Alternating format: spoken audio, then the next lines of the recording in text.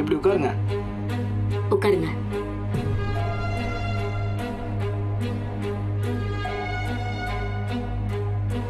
காலையில 5:30 மணி பஸ்ஸுக்கே கிளம்பிட்டோம். அந்த பஸ் டிக்கெட் மட்டும் ஏன் உங்ககிட்ட இல்ல? அந்த பஸ் அவங்க ஃப்ரெண்டுக்குள்ளது. அவங்க டிக்கெட் கொடுக்கல. சரியா எத்தனை மணிக்கு தியானத்துக்கு போனீங்க? 8:30 மணி இருக்குங்க. காலை பூச்சை முடிஞ்சு நட சாத்திட்டாங்க. நாங்க போகும்போதே தியானம் ஆரம்பிச்சிட்டோம். 8:30 மணி வாக்குல இருக்கோம். நாங்க போறதுக்குள்ளேயே தியானம் ஆரம்பிச்சுட்டு. நீங்க போய் எவ்வளவு நேரம் கழிச்சு தியானம் ஆரம்பிச்சது? எல்லாத்தையும் சரியா சொல்லணும். ஆனா எல்லாரும் ஒண்ணு போல ஒரே விஷயத்தை சொல்லக்கூடாது. விளங்குதா? டயம் இருக்குல்ல, அதை எல்லாரும் ஒரே நிமிஷம் வரையா சொல்லக்கூடாது. நீங்க 2 பேரும் சின்ன பிள்ளைகள், கொஞ்சம் அகன மாறி தோராயமா தான் சொல்லணும். கரெக்ட் டயத்தை நானும் அம்மையும் சொல்லிக்கிட்டுதான்.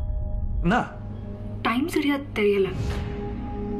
ஆனா நாங்க போகும்போதே ஆரம்பிச்சுட்டாங்க. நீங்க போய் எவ்வளவு நேரம் கழிச்சு தியானம் ஆரம்பிச்சதுமா?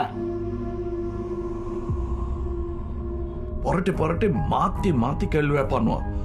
அதனால கேள்வி என்னன்னு நல்லா கவனமா கேட்டுக்கிட்டு யோசிச்சுதான் பதில் சொல்லணும். நாங்க போகும்போதே ஆரம்பிச்சிட்டாங்க. ஆனா உங்க அம்மா ரொம்ப நேரம்லாம் வெயிட் பண்ணோம்னு சொன்னாங்க. அம்மா இப்படி சொன்னா, அப்பா இப்படி சொன்னான்னு பொய்ய சொல்லி போலீஸாரம் போட்டு குழப்புவான்.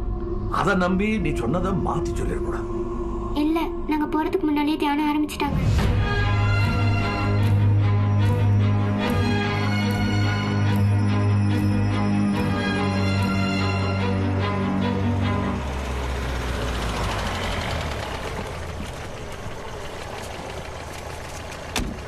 வா.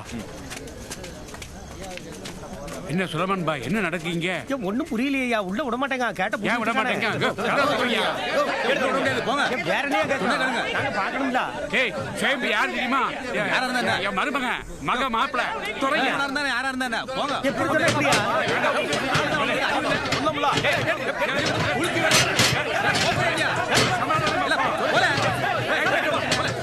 அவங்ககிட்ட சண்டை போடலாமா? அவங்ககிட்ட சண்டை போட நடக்குமா? அதுக்கப்புறம் நாங்க ஒரு ஹோட்டலுக்கு போய் சாப்பிட்டோம். எந்த ஹோட்டல்? பேரு ஞாபகம் இல்ல. என்ன சாப்பிட்டியா? பிரியாணி. உங்க அம்மா அப்பாவும் என்ன சாப்பிட்டாங்க? எல்லாரும் பிரியாணி தான் சாப்பிட்டோம். அவங்க ஃப்ரைட் ரைஸ் சாப்பிட்டதால சொன்னாங்க. நீ பிரியாணிங்க? அவங்களுக்கு மறந்து போயிருக்கும். நாங்க பிரியாணி தான் சாப்பிட்டோம். எனக்கு நல்லா ஞாபகம் இருக்கு. பிரபாகர், யார் சொன்னது? சேச்சே, இப்படியெல்லாம் இல்லை, சும்மா சொல்றாங்க. Mister Suresh, madam, what do you think about it? இல்லை அப்படியெல்லாம் ஒன்றும் இல்லை, சும்மா சொல்றாங்க. மஸ்ட் பி ரூமா. நான் ஒரு மீட்டிங்கில் இருக்கேன். May call you back? Thanks. News reporter சேனல்லேருந்து கூப்பிடுறாங்க. நம்ம மகனை காணாமன்னு ஒரு குடும்பத்தை கூப்பிட்டு வந்து அடிச்சு உதைச்சு விசாரிக்கிறோம். நியூஸ் போயிருக்கு. Just leave it. Tell me. Madam, நாம நினைச்ச மாதிரி இல்லை madam. They are very tough. அவங்க எல்லாரும் சொல்றதும் ஒரே மாதிரி இருக்கு மேடம். அதில் ரொம்ப உறுதியாகவும் இருக்காங்க. அதுலேயும் ரொம்ப பர்ஃபெக்டாக குழப்பமே எல்லாம் பதில் சொல்கிறாங்க மேடம். அதுலேயும் அந்த சின்ன பொண்ணு மிரண்டே மேடம். That's it. சின்ன குழந்தை கூட சரியா சொல்லுது.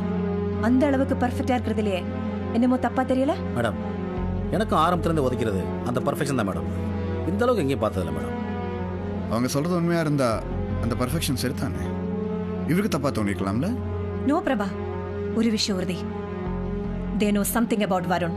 ஆனா அவங்க சொல்றதெல்லாம் Definitely cooked up story. ரொம்ப கெட்டிக்காரத்தனமா எல்லாத்தையும் இணைச்சு கதை ரெடி பண்ணிருக்காங்க. But they can't sell it here. Madam, எப்படியா அவங்க சொல்லது பொய் தானே தெரிஞ்சு போச்சு. பொய்ய கண்டுபிடிக்கிற மிஷினை வச்சு ஒரு டெஸ்ட் எடுத்து பார்த்தானே. நீ எல்லாம் எப்படியா போலீஸ் ஆனே? சும்மா போய் லை டிடெக்டரை கொண்டாந்துட முடியுமா? அதுக்கு முதல்ல ப்ராப்பரா அரெஸ்ட் பண்ணணும், கேஸ் சார்ஜ் பண்ணணும், கோர்ட் ஆர்டர் வாங்கணும். வாங்கினா என்ன? எப்படி? பிரைமா ஃபேசி எவிடன்ஸ் ஒன்னு இருக்கு. இவங்க மேல நாம சந்தேகப்படுறதுக்கு முதல் கட்ட ஆதாரம் இருக்குன்னு நாம கோர்ட்ல நிரூபிக்கணும். எங்க ஒரு சின்ன எவிடன்ஸ் கூட கிடைக்கலையே. இப்ப நாம இவங்களை இங்க வச்சு விசாரிக்கிறது கூட சட்ட விரோதமா தான். ஆனா அவங்களோட கதைய உடைக்கிறது ஒன்றும் பெரிய விஷயம் இல்லை. அவங்க கதையில வர எல்லா கதாபாத்திரங்களும் இங்க வரணும். எஸ் மேடம், கூட்டு வந்துடுறேன் மேடம்.